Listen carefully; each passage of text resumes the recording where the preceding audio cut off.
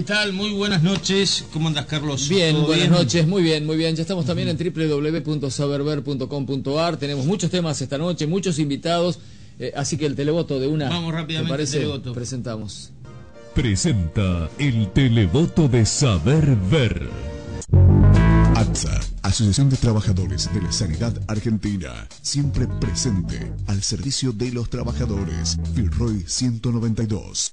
Barceló Gerardo, servicio oficial Kia, salón de exposición de autos recomendados, experiencia y seriedad, España 256. Bueno, mañana es el paro de Moyano. La pregunta es, ¿está de acuerdo con el paro este de mañana? Por el sí 452-5207, por el no 452-5072. ¿Quién cambió? ¿Moyano o la presidente? ¿O la presidenta? ¿Vos cómo decís? ¿Presidente o presidenta? Presidenta, digo. Ahora decís presidenta. Para mí cambió Moyano. ¿Sí? Un dato logístico útil, los colectivos funcionan mañana. Mañana funcionan y los bancos colectivos. también atienden normalmente. Sí, lo más importante es que no va a haber educación a nivel pública, es decir, no va a haber, no sé, en principio para SOTEBA, para el Centro de Educadores, para también los docentes de la Universidad Por cosas Nacional del distintas, Sur. por cosas distintas. Sí, nadie dice estamos con Moyano, lo convocamos pero anticipadamente. Dicen. De SUTEBA es cierto, SUTEBA local, digamos, Sí, ¿no? sí. La SUTEBA, pues SUTEBA provincial no adhiere. Pero llamativamente la Federación de Educadores Bonaerenses, que es el número mayoritario, el gremio mayoritario y más conservador también, y que más le huye a los paros, hace el paro de Moyano mañana. Exacto. Hay que tener en cuenta también que paran judiciales. También. Va a trabajar comercio, va a trabajar la UTA, si va a haber transporte, me parece que trabajan normalmente los taxistas, es normal luz y fuerza. El banco, la UOM. Los bancos, va a haber clearing, Sí. es decir, que va a haber cámara compensadora, la UOM también, sí. Lo que Moyano va a hacer es una demostración de Para fuerza. ATE, es importante ATE, ATE, pero a la sí. vez no para UPCN, es decir que, por ejemplo, en el registro civil algunos van a trabajar, por ahí te podés casar y otros no, por ahí podés inscribir a un chico que recién nació, u también. otros no, porteros. Bien. En las escuelas, sí. Moyano va a hacer una demostración de fuerza, eso es lo que intenta. La excusa que ha puesto, esto es más o menos como el bailando de Tinelli, ¿no? Dice, no, el Sí, no sueño, había que mirarse eso. el sueño es la escuelita del monte, y en realidad es la excusa para hacer el show, para mostrar lo que muestran. Lo de Moyano más o menos lo mismo, la excusa es el impuesto a las ganancias. En realidad lo que él tiene es una disputa de índole político, está saliendo de lo gremial, ingresando en lo político, se ha dado cuenta del poder de fuego que tiene. Lo confirmó el otro día, arruinándole la vida a medio país, dejando pueblos con sus hospitales sin gas. Digamos, si él decide, él se sienta con Bonelli en TN y dice siempre, paro. Como siempre. Antes no se sentaba con Bonelli. No se pero antes sentaba, el ahora se gobierno lo usufructuó Ahora es bienvenido. en beneficio propio. Ahora es bienvenido. Y no es bienvenido el gobierno. No, y tiene un poder de fuego extraordinario. Parar el país, generar la angustia colectiva que generan estas concentraciones cuando vienen en el marco de una situación de puja y de mucha tensión, diciendo que es porque le molesta el impuesto a las ganancias, que es una cuestión opinable, que es probable que haya mucha gente que sea injusto que le descuenten algún peso por esa circunstancia. El hecho es que los salarios han crecido y así todo, solamente 1 de cada 5 de los trabajadores registrados paga impuesto a las ganancias. ¿Dónde está la solidaridad de ceder algo que uno le toca para que los que tienen menos o no tienen nada puedan recibir algo? Esa también es una discusión que merecería darse, sobre todo viniendo de un ámbito gremial y de un ámbito peronista, si nadie le puede negar el carácter de peronista a Moyano, ¿no? Sí, bueno, en Bahía Blanca más o menos unas 15.000 personas están pagando impuestos a las ganancias en la cuarta categoría del tributo. Yo quiero decir 2 o 3 cosas. Hace un poco más de 10 años, muchos, inclusive yo, cobrábamos en patacones. Es decir, la discusión no era si se pagaba o no se pagaba impuesto a las ganancias, sino si cobrábamos en patacones, si venía el LECOP o no acá, ¿te acordás? Un bono nacional. Había indudablemente muchísimos problemas que todavía los hay en la provincia de Buenos Aires, pero hoy estamos deduciendo, viendo a ver si pagamos o no pagamos ganancias, si estamos en el límite o no estamos en el límite. Si la discusión es otra, lo que denota que la participación en la distribución del ingreso por parte de la clase trabajadora es más importante. Eso es indiscutible, digamos, ¿no? Eso no se puede discutir. Lo que a mí me parece que tendríamos que empezar a conversar en la Argentina, a discutir, a sentarse, a debatir, no sería tanto el tema de bajar o subir el mínimo no imponible. Para mí lo que habría que empezar a discutir es si se puede deducir más cosas para no pagar tanto impuesto a las ganancias. Porque si no, es decir, todo el mundo quiere ganar más y está bien. No puede restringirse una negociación colectiva salarial porque vas a tener que terminar pagando impuestos a las ganancias. Al contrario, si está bueno que la gente participe más en la distribución del ingreso. El tema es quitarle la posibilidad de tener que pagar tanto, ofreciéndole mayor alternativa en cuanto a deducciones. Es decir, inclusive la gente no sabe. Por ejemplo, hoy se pueden deducir 20.000 pesos anuales de impuestos a las ganancias, un trabajador, en caso de tener un préstamo hipotecario, puede deducir 20.000 pesos de los intereses, no de la amortización del capital, de un préstamo hipotecario. Si alguien tiene una empleada doméstica, puede deducir 9.600 pesos de impuesto a las ganancias. Claro, hay muchos que la tienen, pero no le pagan, la tienen en negro. ¿Sí? Habría que facilitar precisamente la incorporación de las empleadas domésticas para poder deducir de impuestos a las ganancias en el mercado blanco, entre comillas. Otra cosa es, por ejemplo, un seguro de vida. Se pueden deducir casi 1.000 pesos por año. Me parece que el gobierno tendría que trabajar sobre eso. Ofrecer mayores alternativas. Bueno, pero tampoco cerrarse. Estamos de acuerdo que la gente gana más, que tiene más participación en la distribución del ingreso, que el salario nominal y en términos reales ahora estaba cayendo un poquito producto de la inflación, subió en la última década, pero sentémonos a negociar. Ofrezcamos alternativas. Sí, un dato interesante también hay que discutir, porque no se discute a lo mejor que el IVA haya que reducirlo, porque el IVA es el más injusto de todo, consumo, ¿no? No sé, pero bueno, también es regresivo. Sí. El impuesto a la ganancia de un trabajador. Bueno, pero un trabajador, no es un trabajador el electricista que es monotributista y paga todo el impuesto y gana menos que 5.000 pesos a veces.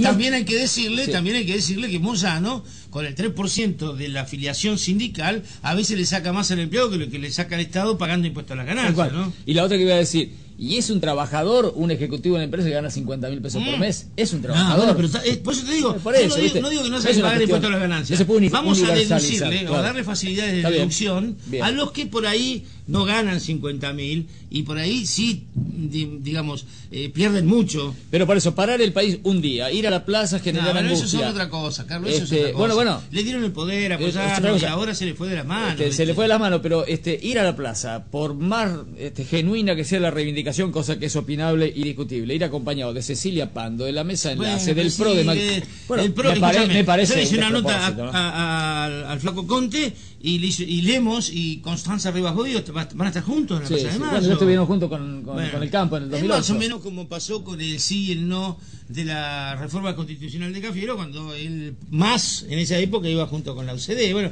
se mezcla todo, pero digamos, eso no es criticable. Que vayan, ¿cuál es el problema? Pero hay que exponerlo, digamos, es bueno saberlo. Sí. Es bueno saberlo. La señora está apurada y mucho le agradecemos que nos haya venido a ver. Ella es Liliana Nauto, es la viuda del policía Saúl Reyes, de cuyo crimen se va a cumplir un mes mañana. Justamente van a hacer una marcha, ¿no? Liliana, buenas noches. Buenas noches. Sí, el día 28 vamos a hacer una pasado marcha. Mañana, dije, pasado mañana jueves, tiene usted razón. Para reclamar justicia, ¿no? Queremos hacer una marcha, no quilombera ni nada, sino todo pacíficamente para... ¿De dónde a dónde van a ir por si alguien quiere acompañar? Vamos a salir de calle Estomba de Fiscalía hasta la departamental en la avenida Colón. ¿A qué hora?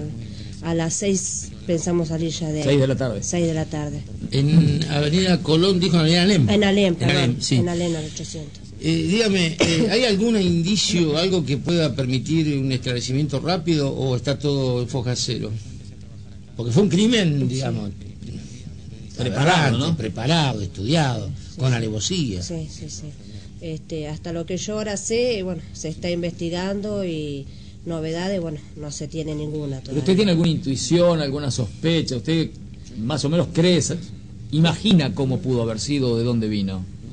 Como sospecha, creo que por sospechar me parece que hay muchos que están bajo sospecha, o sea, no se descarta a nadie. Pero sí, sé que ha sido una trampa lo que le han tendido a mi marido. ¿Usted lo de la propia repartición? ¿Lo dijo usted eso? ¿O un policía fue? No quisiera, adelantarme a los hechos, pero por comentarios también que he oído, tampoco se descarta nada de eso. ¿Y él trabajaba en Luro desde hace cuánto?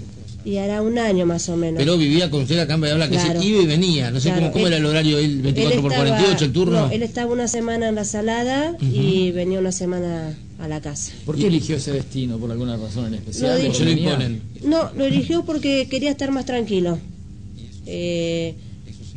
Supuestamente allá era más tranquilo, las guardias eran más tranquilas, y bueno, y cuando pasó la Salada le habían ofrecido el destacamento que después quedó a cargo él, para tranquilidad de él. Porque en la Salada que prácticamente no hay nadie. Claro, nosotros tuvimos por hecho un mes viviendo con él en una casa que le habían facilitado y era muy tranquilo, o sea...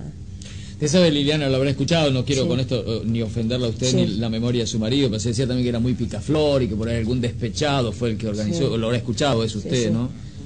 Sí, o sea, uno escucha varias versiones, pero bueno, yo sé quién era y quién es mi marido, pero bueno, es muy fácil ahora, o sea, culpar a alguien o decir cosas cuando no se puede defender, porque lamentablemente... Y tampoco se puede demostrar, no se ahora, puede. ¿no? Lo otro no se puede probar. de que- Claro, pero... Y yo- él le comentaba cuando venía acá a Bahía Blanca, tengo miedo, sospecho que pueda pasar algo, ocurren cosas raras, ¿tenía conocimiento de algún tipo de información que pudiera No, porque...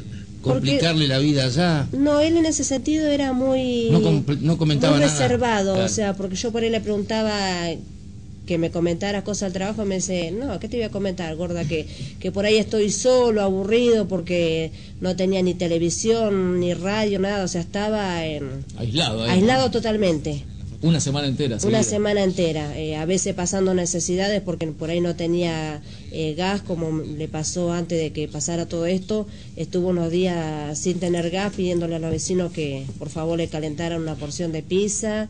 Estaba... ¿Pero por qué no tenía gas? ¿Porque le habían cortado el gas en la No, casa de la porque policía? en el destacamento ese se usan tubos de gas. Ajá. Entonces... No venía la reposición No venía del la tubo. reposición, entonces se las tenía que... Pero Villarino está muy complicado, ha habido muchos robos importantes. Y Luro eso, más ¿no? que nada, Luro, ¿no? Toda la región esa. Sí. Eso también podría haber sido, aunque dicen, le tiraron de dos lados distintos, ¿no? Como que fue una emboscada para Sí. que no se salvara, ¿no? Sí, no, supuestamente, o sea, eso es lo que, o sea, la versión que yo tengo, ¿no? Por eso digo que fue una emboscada y bueno, fue alguien que supuestamente sabía tirar, ¿no? Porque... ¿Y él había esclarecido algún hecho importante en los últimos tiempos? ¿Había participado en la investigación de un hecho importante o simplemente hacía guardia ahí en la No, Salada y él nada hacía más? guardia, iba a un boliche que está ahí, que los días sábados habría, tenía que prestar servicio ahí para controlar que no hubiera líos. De seguridad, digamos, claro. como una extra. No, estaba Ajá. ahí, pero cada vez que estaba, o sea, la semana que él estaba, él le tocaba los días sábados, iba al boliche para controlar. Ujú, ¿en la Y- Salada misma? Claro, en la Salada misma. Y después, bueno, hacía rondas cuando lo llamaban. Es un pueblo ahí, ¿cuánta Claro. gente vive estable? No, es muy poquita Muy la poquita gente que gente. vive, muy poquita. O sea, por cierto, o sea, se conocen prácticamente todos ahí. Sí, y a él lo 200 llaman por personas, teléfono, Liliana. él confía en esa, él cree en esa llamada, alguien lo llama y lo convoca Claro, porque- a la claro. laguna y ahí fue donde... Supuestamente, o sea, eso es lo que han dicho, de que había entrado un llamado de que, bueno, había un borracho haciendo disturbios, cosa que después no se comprueba que el borracho ¿Y estuviera... de dónde ni- llamaron? No se sabe. A él lo llamaron supuestamente al teléfono corporativo que él tenía. O sea que es de un Era un policía, Solo un entonces. policía puede llamar a ese... Solamente. No No. solamente. Ah, no, policía, puede llamarlo de cualquier lado, claro. Claro. ¿No quedó registrada esa llamada? La verdad que eso No lo sabe usted. no lo Pero sé tiene porque... que estar registrada. ¿Cómo no va a estar registrada? Claro, ese teléfono no sé si lo tiene Fiscalía, lo tiene... ¿Quién lo tiene? Es La personal verdad. único ahí, él no tiene ningún compañero, no tenía nadie. No, él estaba solo. Así O que- sea, esa semana que le tocaba, él prácticamente estaba solo. ¿Y cómo se enteraron que lo habían asesinado? Eh, Porque fue fuera del destacamento, murió fuera del fuera del destacamento. destacamento. Ujú. Sí, sí. ¿Quién lo encontró? ¿Algún policía? ¿Quién lo encontró? ¿Alguien llamó? Hay varias versiones, porque uno dice que lo encontró una persona llamado de apellido Massa. Que pasaba por ahí lo vio. Que pasaba por ahí lo vio, después otros dicen que fue un matrimonio que lo vio, o sea, no hay nada claro. Pero tantas No, cosas, claro. digamos, no hay nada claro, no se sabe el teléfono, no se sabe quién lo encontró. ¿Por qué tantos problemas puede haber en la investigación? En los- Porque la policía llegó, ¿a cuánto había pasado de la muerte de su marido, más o menos? Cuando llegó la policía. La verdad que yo... No o se sea, sabe tampoco no eso. sé porque a mí me dieron la información recién el domingo a las 12:20 de la noche. ¿Y el hecho ocurrió? Tengo entendido que entre las 9:30 de la noche, porque yo la última vez que hablé con él fueron las 5 de la tarde más o menos, que me dice, gorda, recién me levanto, porque como el sábado había estado en boliche, dice, déjame tomar unos mates y después te llamo. yo lo estuve llamando, mandándole mensaje tipo 8 y algo y no me contestaba. Ahí Pero supuestamente estaba... se lo habían pensé asesinado. que era un problema del celular de él porque por ahí se le iba la señal. Y lo dejé pensando que, bueno, al otro día, a la mañana, lo iba a poder llamar Y a como la hacíamos medianoche siempre. la llaman a usted para Y a la avisarle. medianoche me llama un cuñado mío que le habían avisado a él de lo que había pasado. Es decir, que a las 8, cuando usted trataba de comunicarse, seguramente ya lo habían asesinado. Supuestamente. Sí, sí. Acá dice Rubén de Villamitre, qué casualidad que los dos últimos encargados del destacamento de la Salada están muertos. El anterior también. No, el anterior tengo entendido que recibió varios disparos, que 8 fueron los que le impactaron en el cuerpo, pero se salvó. Ah, se salvó. Se salvó de Vive. milagro. ¿Tampoco se Vive. supo ahí qué pasó o sí? No, Tampoco. tengo entendido que tampoco se supo. Pero Señor, tan raro puede ser. ¿Está solita ahora con los 3 chicos? Sí, sí, o sea, tengo la bebé de 3 meses, la nena de 3 años y el nene de 6. Es decir, que tenía 2 meses ella cuando falleció su padre. Sí. Ujú. ¿Y los otros dos tienen? 3 años la nena y 6 el nene. El nene que le va a tocar una gran responsabilidad familiar, ¿no? A pesar de ser chiquito. Sí. Se la ve fuerte, usted está bien, ha pasado un mes, uno ya Sí. elabora, pero... Sí, o sea, cuesta muchísimo porque hay 3 criaturas que yo tengo que tratar de salir adelante por ello, ¿no? Al principio me ¿Usted no costó. trabajaba hasta este momento? No trabajo, no trabajo, o sea, ¿Ya ha cobrado el salario de él? No. ¿Cómo es? ¿Todavía nada? o sea, es todo papeles porque lleva todo un tiempo. Pero la pensión sí, la Cobrando pensión la pensión, sí. No. ¿Tampoco? No, Todavía nada. recién hoy me fueron a tramitar lo que es la pensión móvil, pero bueno, esto demanda tiempo. ¿Y la gente de policía se acercó a su casa para darle una mano, así los jefes, la gente, compañeros de su esposo? No, compañero ninguno.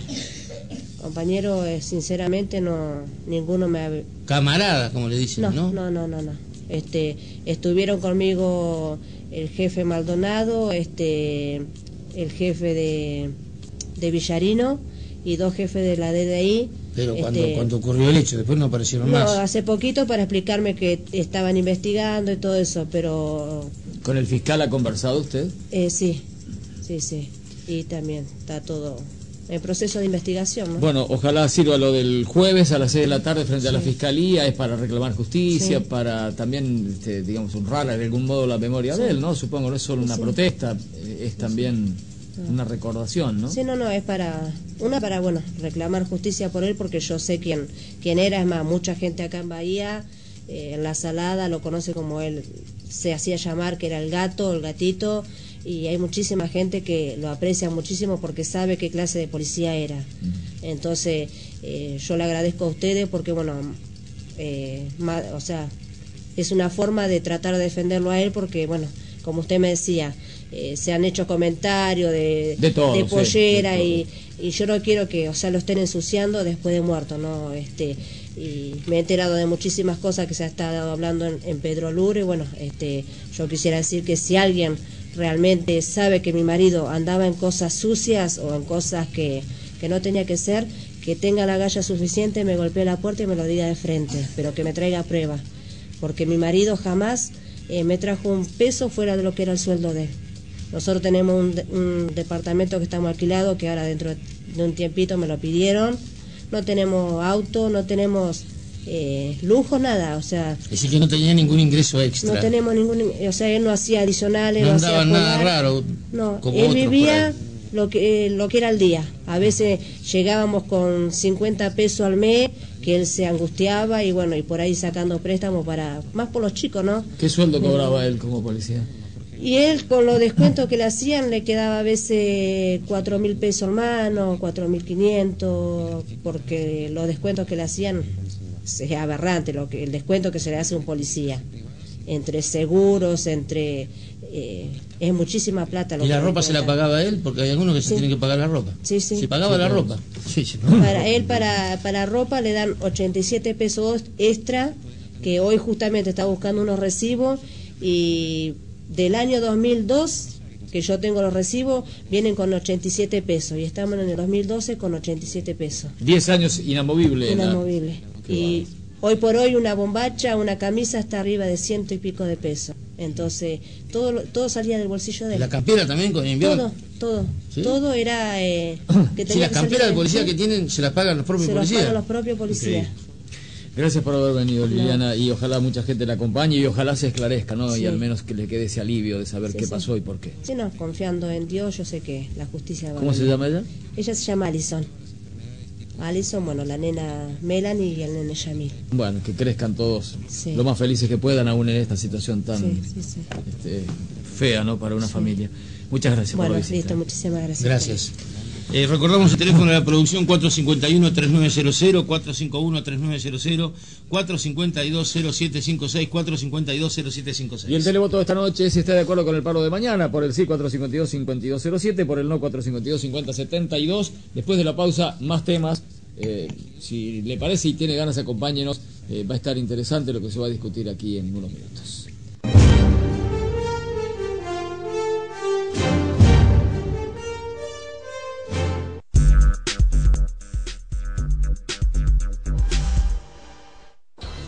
Por tu seguridad y la de los demás, usa siempre cinturón de seguridad y controla que todos los ocupantes del vehículo también lo usen.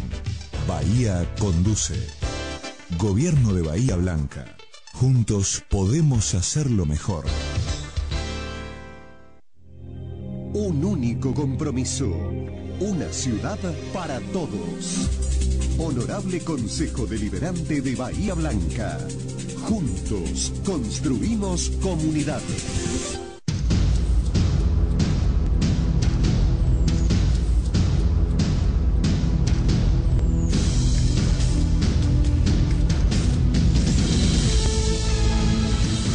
Diputados, Provincia Buenos Aires. Un cumpleaños, un casamiento, una celebración especial es diferente en Yesterday. Más exclusivo que nunca. Yesterday, Avenida Cabrera 4400. Droguería Sur, Sociedad Anónima, empresa integral de capitales bahienses, con garantía de calidad exclusiva del productor original. Consorcio de Gestión del Puerto de Bahía Blanca, desde un puerto de aguas profundas, abierto a los grandes mercados internacionales. Consorcio de Gestión del Puerto de Bahía Blanca, proyectando la ciudad y la región hacia el mundo. Farmacia Bucilachi. Servicio y atención profesional. Envíos a domicilio. Horario corrido. 4-820-113. Bucilachi, Laines y Parera. El Peregrino, elaboración de huevos blancos y castaños. Ponga el pan, ponga el vino y los pollos de El Peregrino. Celarrayán 2207.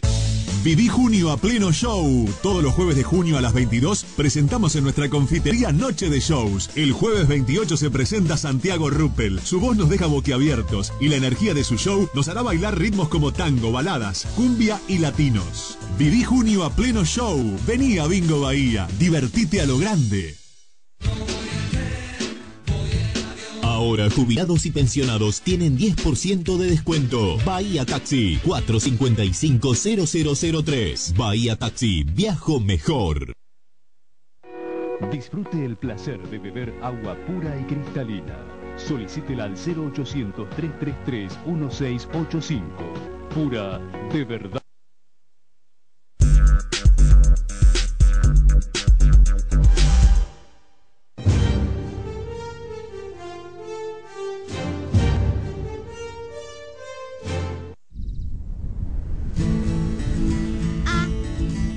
Basta. Cantamos canciones.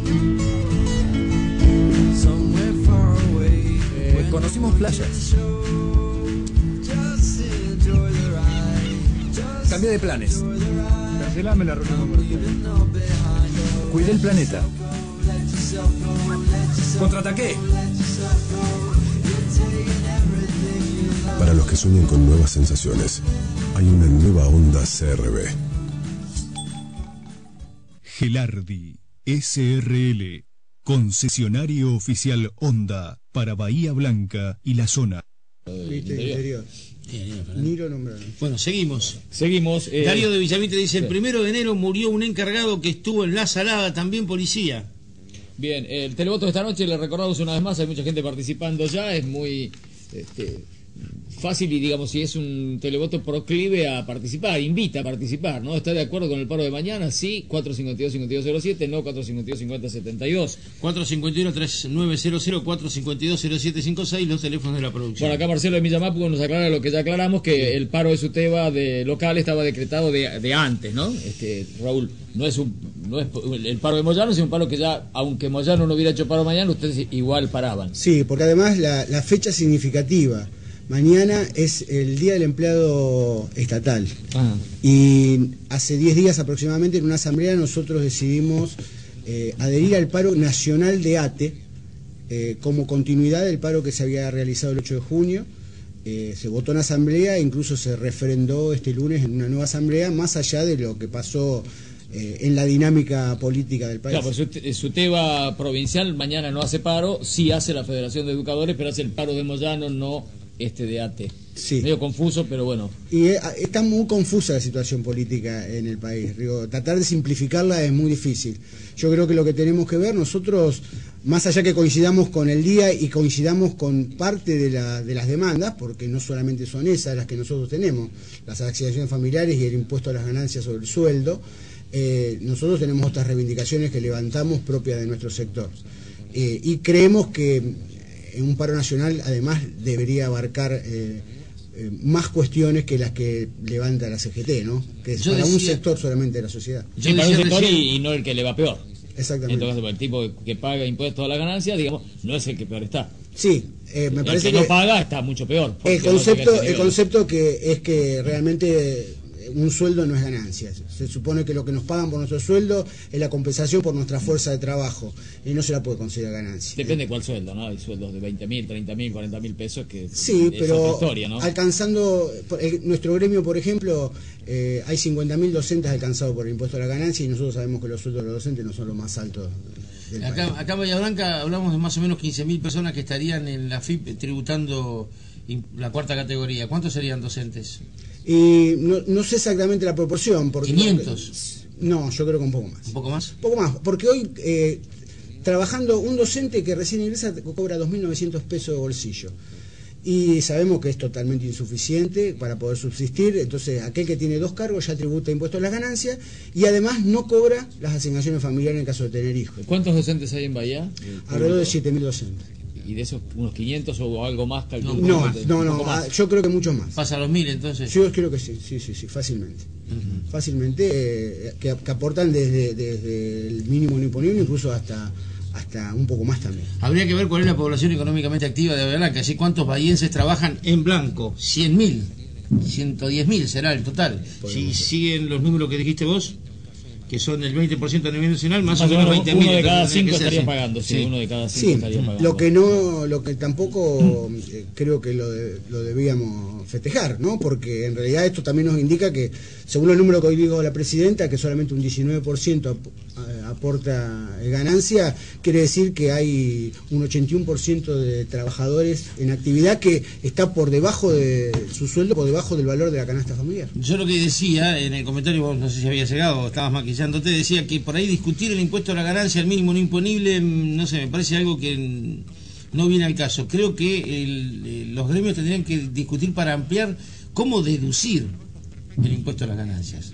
Porque si no estaríamos, cuando van a hablar de una paritaria, decir, che, no vamos a ganar tanto porque vamos a terminar pagando el impuesto a la ganancia. Bueno, si te toca la cuarta categoría, ver cómo deducir, incorporar más cosas para que no paguemos el impuesto a la ganancia producto de las deducciones que hoy no tenemos. En realidad nuestro concepto es que el impuesto al sueldo no tiene que ser cobrado. Pero como dice Carlos, hay gente que cobra 20.000 de sueldo. ¿Cómo no tiene que pagar ganancias? Porque bueno, gana mucho más. Pero realmente que tendría que pagar otro tipo de impuestos, como por ejemplo los bienes personales que sí están siendo tributados a grandes escalas de sueldo. Pero si estamos siempre trabajando sobre un mínimo no imponible que ni siquiera se actualiza con los valores inflacionarios, siempre después de las paritarias, seguramente lo iban a actualizar ahora, no lo van a actualizar para que no aparezca como que es un triunfo de Moyano, supongo, ¿no? Bueno, pero esto es un reclamo que ya tenemos muchos años, desde la tablita de sí, pero yo también decía, de Machinea nos estamos tributando. Hace 10 años cobrábamos un patacón. Sí, es cierto. Cobrábamos un patacón. Y hoy hace 10 años de Costequi y Santillán y no se manifestaban por el mínimo ni imponible, se manifestaban por laburo, por comer, por ingresar al sistema, del cual los habían arrojado y seguramente años. Los conceptos cambiaron cosas. No me puede decir que esto es igual o peor que el 2002. Yo creo que son dos situaciones totalmente distintas.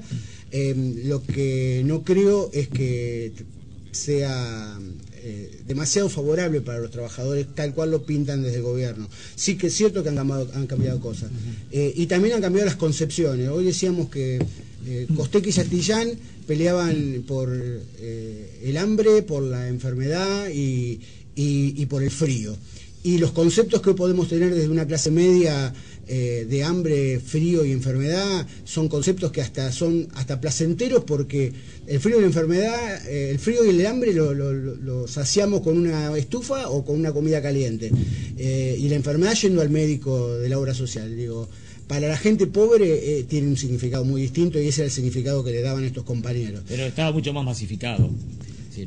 El sector de la sociedad que tenía las cuestiones primarias no satisfechas era mucho mayor. Digamos. Es innegable, eso es innegable, eso es innegable, se ha avanzado en ese. Y la participación en el ingreso del trabajador también ha mejorado. Mira, hoy Ricardo Pera me contaba en la radio, la UTA, los choferes de ómnibus, en los 2 últimos años se les aumentó el salario un 90%.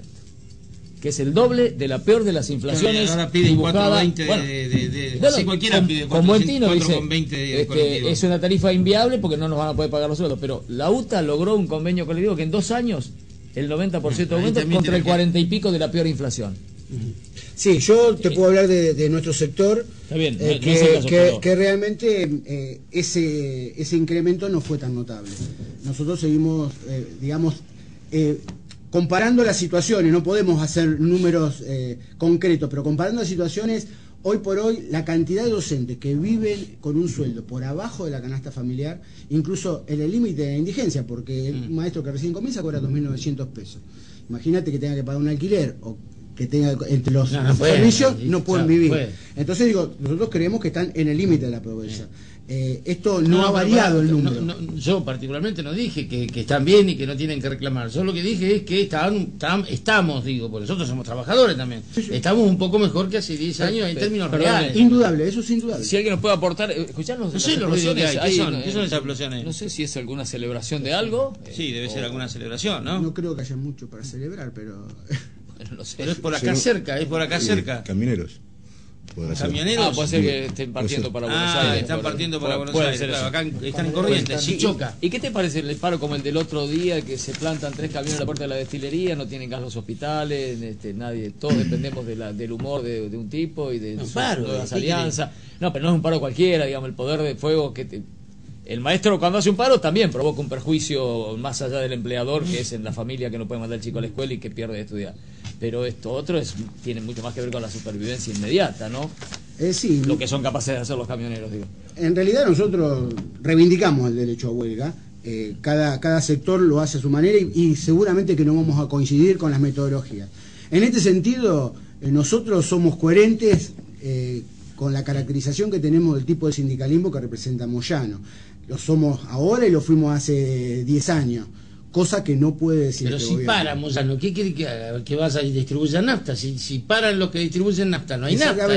Cada uno utilizará los medios para el nivel de egoísmo que conlleva una acción semejante, digamos, te da idea de la catadura. ¿Por qué lo llevan a eso? Vos fíjate lo que pasó hoy en el puerto. Los pescadores cortaban los 2 accesos al puerto de Ingeniero Bay. Sin embargo, dejaban la provisión normal en el buque regasificador. Bueno, no todos son así. Hay otros que dicen, no, el buque regasificador, nada, y listo. Bueno, Moyano dice nada y nada, chao. Y la semana anterior, pero no había plata en los bancos también. Porque Moyano se lo ocurrió. Bueno, no hubo asamblea, no hubo nada, ¿no? Dijo, el que decide soy yo pongo el paro, yo levanto el paro, la verdad. Pero hace 3 años era Maradona, Moyano, si no es presidente del Partido Justicialista en la provincia de Buenos Aires, fue. A eso me refería la coherencia, ¿no? Es decir, hoy es el demonio Moyano, pero hace unos años era Maradona. El modelo sindical para este modelo y ahora juega nacional y popular. Y ahora juega fútbol con Scioli, ¿o no? Seguramente. Y bueno. Y este modelo nacional y popular, puede tener muy buena prensa, pero yo, por ejemplo, a los docentes que hace 4 meses que no cobran, no le puedo explicar el modelo nacional y popular.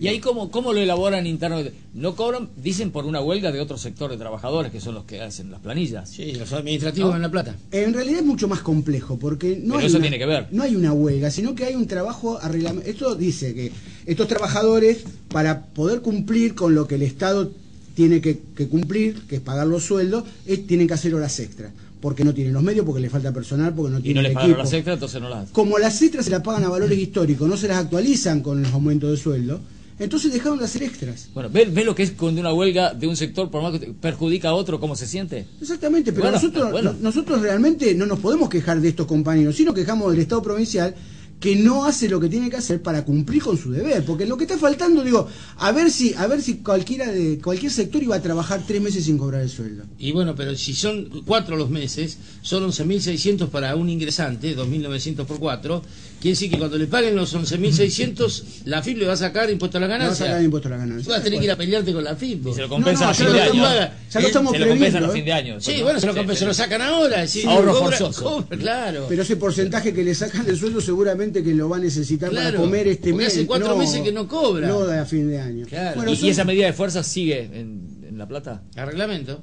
Siguen porque no hay ninguna acción. Yo creo que hay una intencionalidad política dentro del gobierno, es decir, desgastar esta situación para hasta justificar el no pago del aguinaldo en tiempo y forma, porque no va a poder ser liquidado el aguinaldo. No sé, bueno, claro, el aguinaldo, el tema del no va a poder liquidar aunque esté La Plata. La liquidación del aguinaldo la hacen ellos. Claro.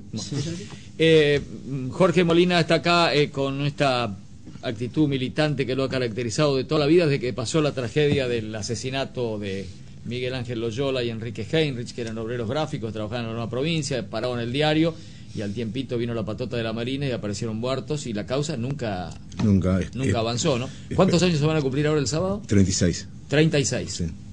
Ellos lo secuestraron un 30 de junio, un jueves, de jueves a viernes. Lo secuestraron primero a Miguel Ángel en la calle Moreno al 500, y de ahí aparentemente fueron a la casa de Enrique Heinrich, que vivía en Colombia 100 y pico. Y bueno, desde ese momento no... ¿Y aparecieron muertos? Aparecieron el domingo 3 de julio en la Cueva de los Leones, acá sobre la ruta 33, a 15 kilómetros. ¿Y qué es lo que se ha podido...? ¿Cuántos tiros tenían?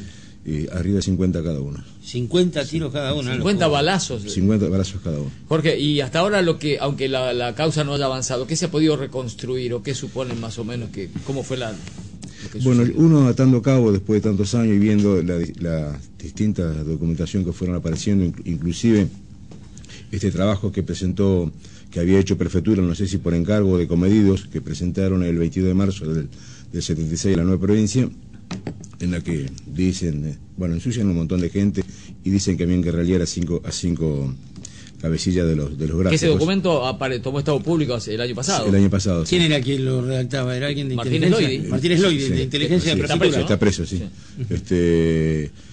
Yo creo que para la nueva provincia el pedido de aumento nuestro allá por diciembre del 63 no era un problema. La nueva provincia se victimizó, como lo había hecho desde mi punto de vista en 1950, cuando el gobierno peronista se lo clausuró por 4 años por negarse a poner bajo el título de la nueva provincia Año Libertador General San Martín, no le costaba nada, se negó, le bajaron la caña 4 años, de los cuales cumplió 2, ¿no? Pero en este caso hizo lo mismo. Un problema salarial lo llevó al terreno político. Se puso en víctima de que era una persecución peronista. Nosotros fuimos la mortadela del sándwich, ¿cierto? Ustedes empezaron el reclamo en el 73. Diciembre del 73 y terminó en noviembre del 75. Vos también eras delegado, es decir, te podía haber tocado también. Era miembro de comisión directiva y fui delegado cuando ellos renunciaron como delegado porque asumieron la conducción del gremio. Y respecto a lo que vos preguntás, estaba tercero en la lista para ralliar de la nueva provincia. ¿Qué hacías en la nueva provincia? Era armador tipográfico. Estaba en la Armada y durante 7 años fui encargado de la sesión. Pero fue una venganza que se promueve contra ellos por haber parado el diario. Sí. El odio que tiene. Primero, el odio que tiene la nueva provincia, la familia Julio Massó, a todo lo que es sindicalismo, a todo lo que es de izquierda, a todo lo que es peronista, o sea, todo lo que es trotskista, comunista, peronista o de la tendencia o de lo que sea, la provincia tiene un odio acérrimo. Y nosotros fuimos la mortadela del sándwich. Quiso, ensuciándonos, que el gobierno pensara primero que nosotros éramos todo de izquierda. el Ministerio de Trabajo, en favor del gobierno, ensuciarnos en aquel momento era ponernos a disposición de las bandas de la AAA que asolaban Bahía Blanca y todo el país. ¿Quién estaba en el Ministerio de Trabajo? A nivel nacional estaba Ricardo Otero, después Carlos Rucauf. ¿Y acá? Y acá estaba ¿De qué gremio? Américo de Luca. ¿De qué gremio? Y no recuerdo. Jorge, pero ¿y quién supone que los mata? Nosotros suponemos que Marina. Ahora, bueno, calculo que el primer semestre del año que viene empiezan a desfilar, no, yo no creo que salgan los asesinos, los que gatillaron, pero sí los responsables. Pero esta causa está incluida ahí en está el juicio Armada. Que se va a comprobar, ¿a vos te parece que se va a comprobar un vínculo de Marina con la conducción de la nueva provincia de esa época? No, yo no lo creo. Espero que me equivoque, pero no lo creo. La nueva provincia demostró gran poder durante el gobierno peronista, lo tiene ahora y es muy difícil. ¿Cómo van a evocar el aniversario del sábado? El sábado vamos a hacer esto, vamos a hacer un acto en el barrio Villamapu, donde está emplazada una plazoleta que se llama Siriaca Palau de Las Piur. Hay un monumento, se va a colocar una nueva placa. Nosotros nos vamos el punto de partida o de encuentro va a ser en Rodríguez 55, de ahí vamos a partir en caravana hasta este lugar. ¿A qué hora? 9:45 lugar de encuentro, partiremos a las 10 y de ahí haremos el acto. ¿Cómo era Heinrich y cómo era Loyola? Enrique Heinrich, ¿en qué forma decís vos? ¿Cómo eran? Es decir, como dirigentes sindicales, como personas. Y hacían sus primeras armas. Eran nuevos. Es el más gordito, ¿no? Sí, el primero que está a la izquierda es Miguel Ángel Loyola, 28 años. ¿28 años tenía? Sí, 28 años. Dejó la señora embarazada de 3 meses. Enrique tenía 31 años. Dejó 5 hijos. ¿Quién era el más pensante, digamos, los 12? El más pensante era, no de los dos. El más preparado intelectualmente. Era un compañero que lo habían amenazado en noviembre y se tuvo que ir a trabajar al sur. Era Luis Martínez, era el miembro de la comisión. La cabeza visible, sí. Era el que lo amenazaron primero y el primero que se tuvo que tomar el olivo. Se fue, y ellos dos quedaron. Sí. Y el tercero, la gatera, eras vos. Sí. Bueno, pero eso yo lo puedo contar. Y por eso la obligación autoimpuesta. Es una obligación moral de todo que trabajar para que esto se esclarezca y recordarlos y que esto no vuelva a pasar nunca más, ¿no? Muchas gracias. No, por favor. Gracias, Raúl. Gracias, Raúl. Vamos a la pausa. Sí, enseguida vamos a hablar con María Celia Vázquez de un libro muy interesante que ha publicado Ediuns, hecho por historiadores locales, por gente de la Universidad del Sur, que ha estudiado el vínculo del peronismo de la época de Perón, del 45 al 55, el peronismo clásico, como le llaman, con los intelectuales. ¿Cómo era la relación del peronismo de esa época con los intelectuales? Se puede traspolar también a lo que está pasando hoy con el kirchnerismo y los intelectuales. En una de esas ella nos lo dirá enseguida después del corte. Televoto, recuerden, un paro de mañana, sí o no, si está de acuerdo por 452-5207, si está en contra del paro, 452-5072.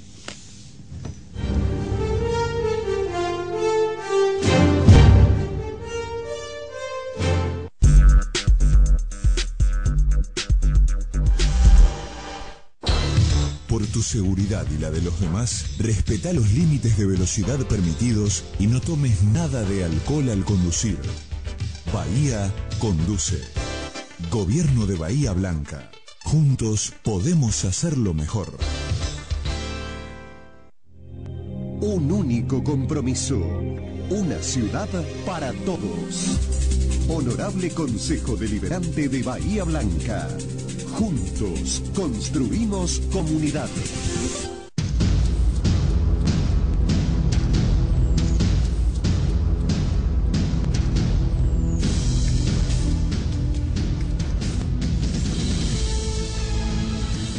Diputados, Provincia Buenos Aires. Consorcio de Gestión del Puerto de Bahía Blanca. Desde un puerto de aguas profundas, abierto a los grandes mercados internacionales. Consorcio de Gestión del Puerto de Bahía Blanca, proyectando la ciudad y la región hacia el mundo.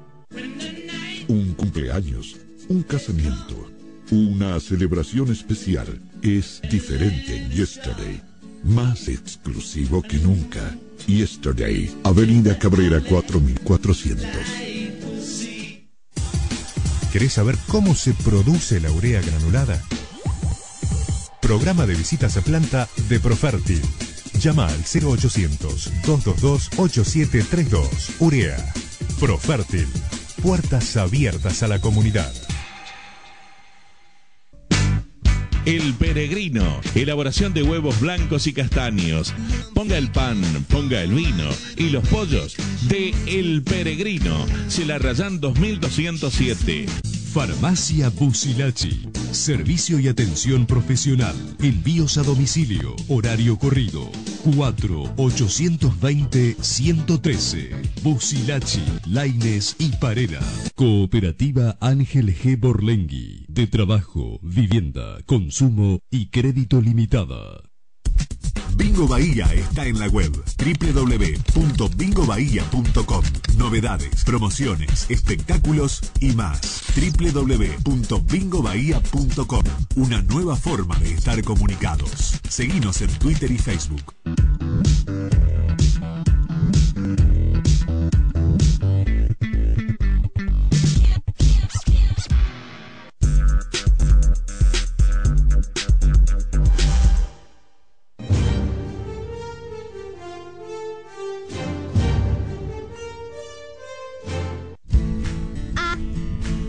Bata. W. Hay una nueva onda CRB. Vamos con otra. Gelardi SRL. Concesionario oficial Honda para Bahía Blanca y la zona. Bueno, continuamos y recordamos el televoto de esta noche. Si está de acuerdo con el paro de mañana, por el sí 452-5207, por el no 452-5072. Vamos a hablar ahora con la magíster María Celia Vázquez de la Universidad del Sur, que ha coordinado este trabajo. Este libro se llama Intervenciones intelectuales en el contexto del peronismo clásico, entendiéndose por peronismo clásico el peronismo hasta el 55, ¿no? Exactamente. Esta es una denominación que en el mundo de la investigación histórica se lo llama menciona así, así. Digamos, para diferenciarlo de los otros peronismos. Bueno, ¿cómo le iba a Perón con los intelectuales de su época? Eso sería mal, le iba. Sí, es complicada la relación entre el peronismo de esa época y los intelectuales. Nosotros lo que nos propusimos trabajar ahí es sobre todo el impacto que tuvo el peronismo entre los escritores, los artistas, los intelectuales, pero básicamente, digamos, la reacción se produce a partir del derrocamiento de Perón en el 55, es decir, que tomamos la relación entre peronismo e intelectuales, pero la manifestación de la posición de los intelectuales a partir del golpe de la autodenominada Revolución Libertadora. Y que fue celebratoria en general esa actitud. Fue celebratoria porque en realidad los intelectuales eran la clase media ilustrada, lo que los sociólogos llaman, estaban conformados por la clase media ilustrada, y en ese momento la clase media fue básicamente antiperonista, por lo tanto... Pero ahora también. Y ahora, digamos, es más matizado, ¿no? Digamos, me parece que ahora hay una parte de la clase media, que es lo que podríamos llamar el progresismo de la clase media, que adhiere a por lo menos los lineamientos que tienen que ver con los derechos cívicos de este gobierno, y el momento en que se pega el giro de timón es en los 70, donde la clase media se peroniza y la izquierda también se peroniza. La juventud, más que nada. La juventud, sobre todo la juventud universitaria, ¿no? Claro. ¿Quiénes eran los nombres más emblemáticos de estos que estuvieron en contra de Perón y que celebraron? Antiperonismo, sí. Bueno, por supuesto, Borges. Marechal es un escritor peronista. Es peronista. Y Jauretche es peronista también. Peronista, claro. Jauretche también. ¿John William Cook lo considera un intelectual o no? Sí, también, sí, bueno, de los pocos. Sí. Uno de los intelectuales. Ahí hay un capítulo donde se trabaja sobre la figura de Cook y las intervenciones de Cook, uno de los intelectuales más sobresalientes. Lo que pasa es que la figura de Cook va a crecer... Más política después. Sí, y va a crecer, digamos, durante la resistencia, el periodo que se abre a partir del derrocamiento. Nosotros lo que trabajamos es el impacto que tiene el peronismo para esos sectores que eran básicamente liberales, digamos. No, pero perdóname, sí. que no es, digamos, también en favor de estos intelectuales que celebraron la caída de Perón, sí. Tenían sus razones, aunque después hayan... Sí, claro, digamos, lo que nosotros intentamos, por supuesto que hay un posicionamiento en el libro, digamos, no es que hablamos desde un grado cero, pero de todas maneras lo que intentamos es explicar ese proceso de esa conformación ideológica, porque mayoritariamente, digamos, reaccionaron en contra de, no tanto de la figura de Perón, sino cómo no entendieron, tipos que eran muy inteligentes, que ahí había ocurrido algo, digamos, que era un fenómeno más complejo que lo que ellos pretendían. Bueno, en principio la primera cuestión es que ellos asocian el peronismo con los gobiernos totalitarios europeos. Ellos creen el fascismo y el nazismo. Ellos creen, por ejemplo, Martínez Estrada publica un libro que es impresionante, muy violento, muy agresivo, que se llama ¿Qué es esto? ¿Qué es esto? Así como preguntándose espantado, ¿no? Y él lo lee como una réplica del nazismo en la Argentina, y dice, y encima peor porque son como una parodia. Entonces, ¿qué ven ahí? Toda la propaganda del Estado peronista, el populismo, digamos, no lo leen como populismo, sino como nazismo. Entonces, reacciona... ¿Fue el más virulento en contra del peronismo Martínez Estrada? Bueno, Borges es más virulento que Martínez Estrada. Pero desde otro lugar, por ahí, ¿o no? En realidad el arco liberal, con sus matices, todos estaban bajo el mismo... Pues Martínez Estrada terminó de escribir eso y se fue a Cuba a celebrar la revolución, claro, ¿no? Que Borges jamás hubiera hecho ese viaje, ni hubiera celebrado nada de eso. Lo que pasa que, digamos, la diferencia entre Borges y Martínez Estrada, hay un capítulo dedicado exclusivamente a esa cuestión, está no tanto en relación a cómo combaten el peronismo, sino en relación al apoyo que le dan a la Revolución Libertadora. Borges le da apoya incondicionalmente a la Libertadora, aún después de los fusilamientos. Cuando ¿Martínez Estrada? No. Sábato y Martínez Estrada son los dos primeros intelectuales que sacan las patas del plato, digamos. Son los dos primeros, si bien habían apoyado inmediatamente, inclusive Sábato había ocupado un puesto como interventor del diario Mundo Argentino, pero cuando empieza a darse cuenta, digamos, del carácter represivo y salvaje de la Revolución Libertadora, se retira. Y Marechal y por ejemplo Jauretche, ¿cómo reaccionaron después cuando ya no existía el peronismo y gobernaba la Libertadora? Es muy interesante esa pregunta. ¿Qué hicieron? Sobre todo Jauretche, digamos, empieza a escribir sus primeros libros una vez caído el gobierno de Perón, porque cuando Perón estaba en el gobierno, el campo de los intelectuales o del campo de la cultura que apoyó al peronismo, digamos, Jauretche no había quedado en un buen lugar. Entonces, Jauretche fue muy valiente. Muy claro, y Jauretche se tiene que ir, ni bien se produce el golpe, se va exiliado a Montevideo y ahí empieza a escribir y ahí empieza a publicar. Y esos libros son los que después... ¿Pero que el peronismo no lo quería por su pasado radical? No, ¿Por qué no lo porque aceptaban? había una franja que era la gente que venía de Forja, que estaba... Claro, Forja, Avanza, Cafaso, que eran los tipos más progresistas dentro de ese momento, porque los otros eran los nacionalistas católicos, digamos. Bueno, en el caso de Jauretche parece que tuvo una discusión... Jauretche era de Forja también. Era de Forja, claro, tuvo una discusión muy fuerte con Eva cuando él estuvo como en el directorio del Banco Provincia y esa situación generó un... ¿Por qué discutió con Eva Perón? No se sabe.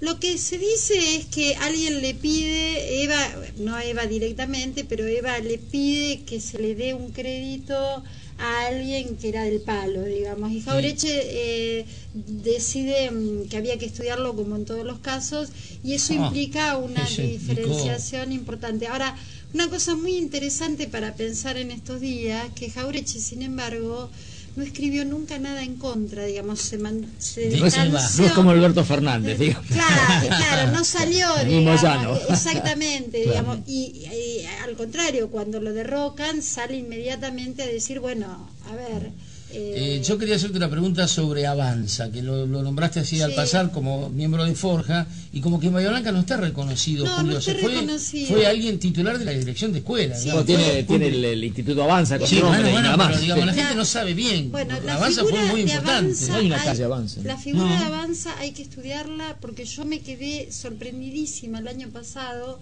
cuando tuve... Creo que las nietas viven de Avanza, ¿no?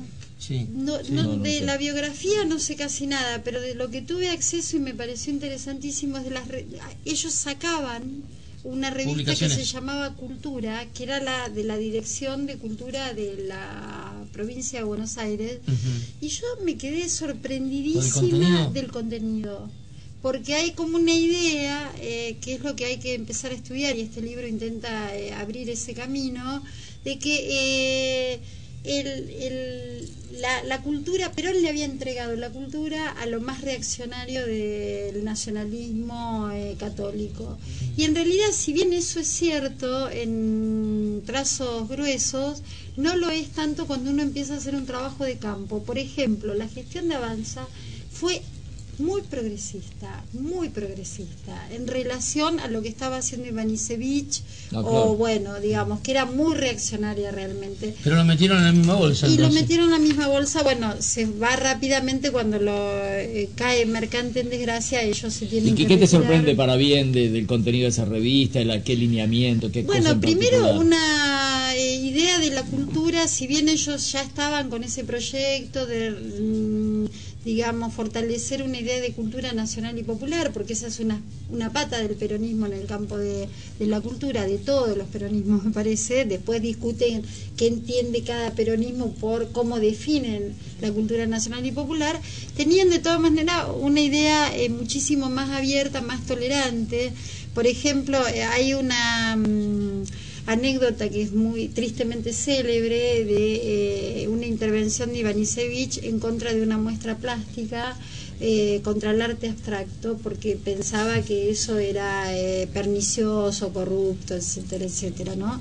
En cambio, ellos promocionaban exposiciones donde entraba el arte abstracto o ciclos de conferencias que daban. Digamos, fue el momento donde se creó el teatro, lo que es el teatro argentino hoy en La Plata, y ahí, digamos, daban espacio a todo tipo de intervenciones artísticas.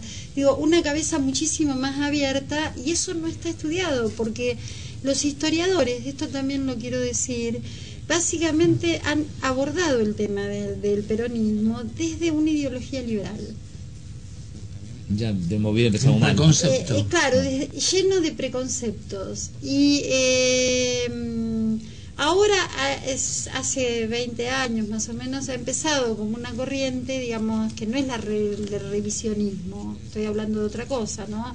De la historiografía en la universidad, académica, donde se empieza a ver, digamos, a desmontar esos prejuicios. ¿Y eso por qué? Porque son prejuicios de la época, como que eran contemporáneos. Entonces porque yo creo que entre las intelectuales hay también un predominio de liberalismo. Y entonces... Pero bueno, y además porque, como dice Lito Nevia, la historia la escriben los que ganan. Y hay otra historia que alguna vez puede echarse. Rescatemos Avanza. Cuando lo nombraste, porque en Bahía Blanca no se lo reconoce. Y Cafaso es Cafaso de acá. También. Martínez Estrada tiene un reconocimiento muy importante en Bahía Blanca. Y sin embargo Avanza... Laura, María Celia, ¿dónde se consigue el libro si a alguien le interesa? En Ediuns. Yo creo que en Ediuns se consigue, sí. Bueno, muchas gracias por la visita. Gracias. Muy didáctica. Y bueno, es docente. Bueno, Televoto esta noche y nos vamos. ¿Qué dio? Le preguntábamos si está de acuerdo o no con el paro de mañana. A ver cuál es el resultado. Presenta el resultado del televoto. Musumeci, taller de carpintería, bajonesadas, puertas, ventanas, placares, pisos, cortinas de enrollar. Musumeci, taller de carpintería, Drago 976. Maderas San Cayetano de Sierrochi Hermanos, distribuidores de fibro fácil, melamina maciza y superplug. Todo tipo de herrajes, cortes a medida, Panamá 1842. Bueno, parejito, más o menos, por el sí 44 con fracción y por el no 55 y pico, ¿no? 44-2, 55-8. Bueno, alguna mínima corrección. En la clínica de ojos donde queda enfrente de... Bueno, muchas gracias, hasta la semana. Se hace el joven y está así. Bueno.